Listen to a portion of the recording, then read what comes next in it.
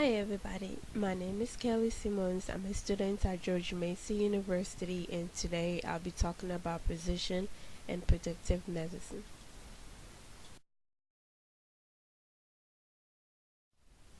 The objective today is to create a data to find whether or not the drug being tested is effective. 2. To find which medication has highest success rates when the patient has anxiety diagnosis. 3 is to find which medication has highest success rates when a patient has a substance abuse.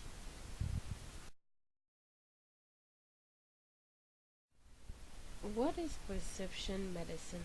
According to the National Institution of Health, precision medicine is an emerging approach of diseases treatment and prevention that takes into account individual genes, environment, and lifestyle for each person.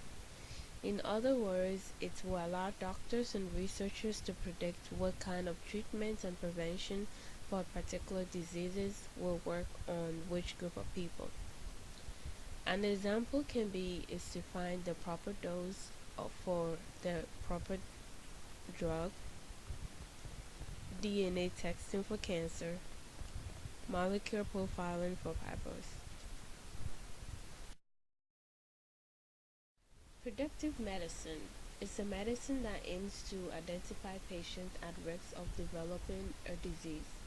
It helps in preventing certain diseases and an early treatment given to the patient. Also addresses potential health problems or disease before it occurs. Is done by biomarkers.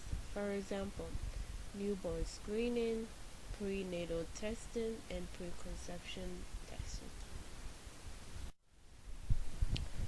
This table we are going to create to find whether or not the drug being tested is effective.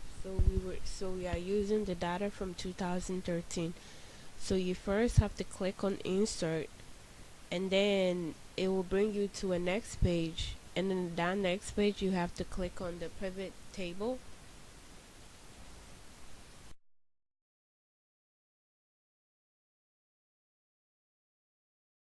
And when you click the pivot table, it shows you this screen. The selected table of range is already highlighted, so all you have to do is to press OK. Next is you gotta drag down the generalized anxiety diagnosis to the rows, and also drag the CIT6X into the columns and the values. And then next you have to click on the drop down where it says sum of CIT SAM and find the value field settings.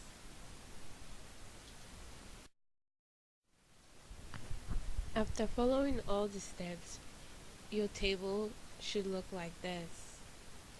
And to get the table result, and also you have to calculate the probability of the success.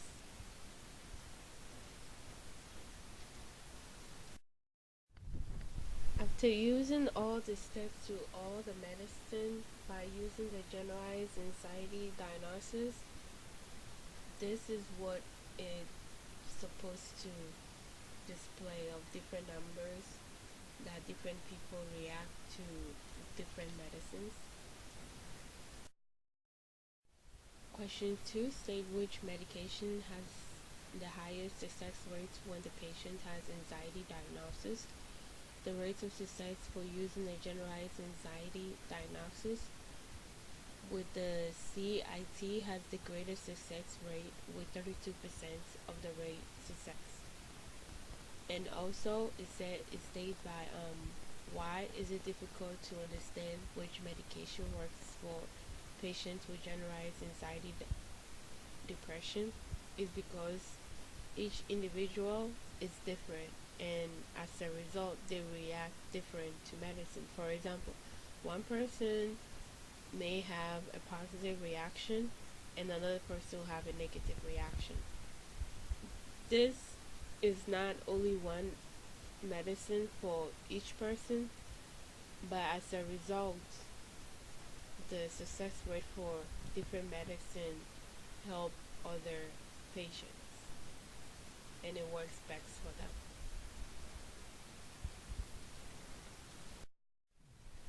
So this display shows previously the different steps you have to use, and instead of using the generalized anxiety diagnosis, you have to substitute it with drug abuse diagnosis.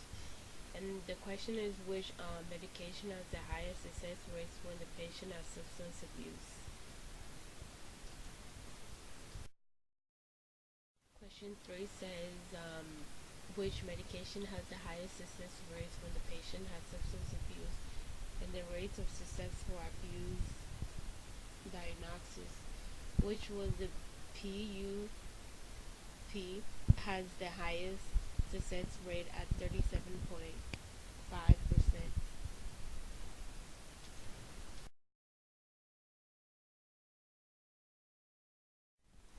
Thank you for listening to my presentation.